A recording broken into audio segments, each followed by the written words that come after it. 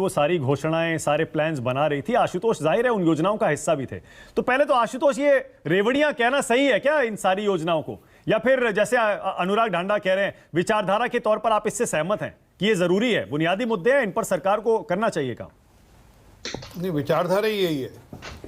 नहीं, देखिए, प्रधानमंत्री जी ने कहा है, रेवड़ी शब्द का इस्तेमाल किया, तो मैं तो नहीं कहूंगा कि रेवड़ी शब्द कहना खराब है, लेकिन हकीकत में यह घूस है। ये वोटरों को खरीदने के लिए खुलेआम खुले बाजार में चुनाव आयोग की उपस्थिति में घूस दिया जा रहा,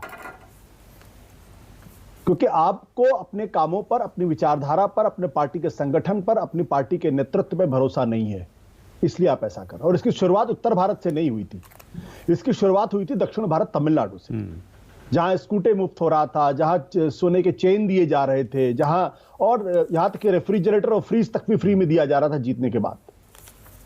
और यही कारण है कि तमिलनाडु आज भी भारत के सबसे समृद्ध प्रॉस्परस स्टेट्स में से है, लेकिन 5,63,000 करोड़ का कर्जा तमिलनाडु के ऊपर है।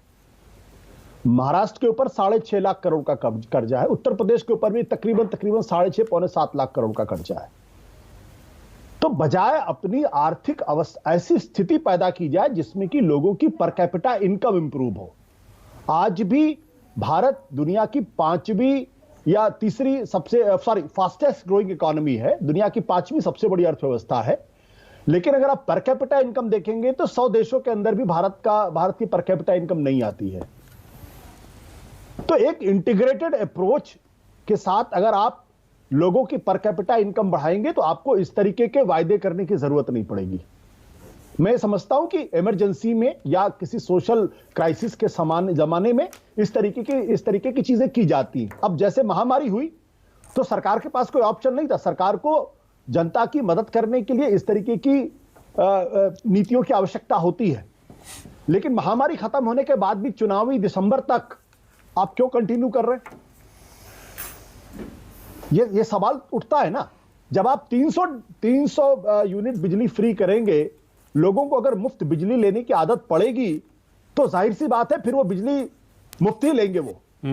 और जो लोग मुफ्त लेते हैं, आप उनको भी दरअसल डिस्करेज कर रहे हैं मेहनत करने से, अपनी इनकम बढ़ाने से। इसका जो इनविजिबल इफेक्ट है वो पूरी इकोनॉमी को नीचे लेके जाता है, समाज को ना काम करने के लिए विवश करता है। ठीक है, लेकिन इस पर वोट तो मिलते हैं ना आशुतोष?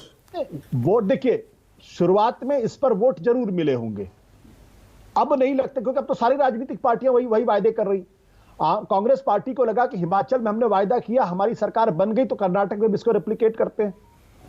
नरेंद्र मोदी जी की सरकार को लगता है कि हमने जो लाभार्थी योजना की थी उसका फायदा हमको उत्तर प्रदेश के अंदर मिला, इसलिए लिहाजा उसको पूरे देश के अंदर लागू कर देते हैं।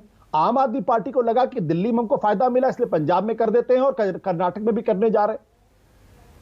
तो ये अगर एक इंटीग्रेटेड अप्रोच हो, भविष्य का विजन हो, देश को आगे ले जाने की योजना हो, तो मुझे लगता है कि कोई भी सरकार, कोई भी राजनीतिक दल वो मुफ्तखोरी की आदत नहीं लगाएगा। अब आशुतोष बुरा मत मानिएगा, जहां से मैंने शुरू किया था वहीं आ रहा हूं मैं। नहीं, जब आप आम आदमी पार्टी में थे और जब अरविंद केजरीवाल ने ये सारी घोषणाएं की और उनके दम पर जीते, तब आप उनके साथ थे। आज आप इसे घूस कह रहे हैं, इसका मतलब आपको भी पता है जब आप राजनीतिक दल बन जाते हैं तब ये मजबूरी हो जाती है, इससे वोट मिलता है। एक विश्लेषक के तौर पर आपको आप इसे गलत कह रहे हैं।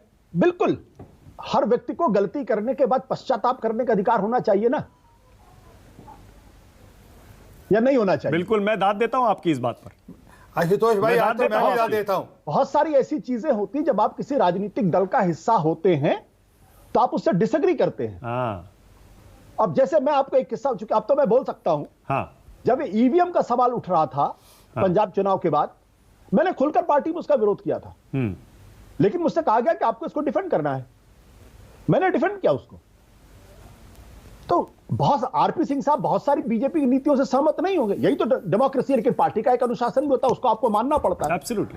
लेकिन मेरा स्पष्ट तौर पे मानना है कि बजाय इस तरीके की रेवड़ियों, क्योंकि सारे देश की तमाम राज्य सरकारें देर सवेर वो दिवालिया होने वाली है। पंजाब जो देश का सबसे प्रॉस्परस स्टेट था, आज 3-3.5 लाख करोड़ के कर्जे में डूबा हुआ है।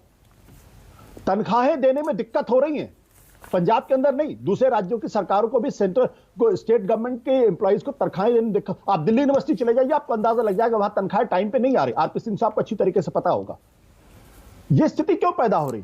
क्योंकि आप सब कुछ मुफ्त दे रहे हैं, आप लोगों के अंदर एंटरप्राइजिंग स्पिरिट नहीं बढ़ा रहे, आप लोगों के अंदर मेहनत करके कमाने के मौके नहीं क्रिएट कर पा रहे। चूंकि नहीं कर पा रहे, इसलिए आप इस तरीके की घोषणाएं करते हैं। ओके, अब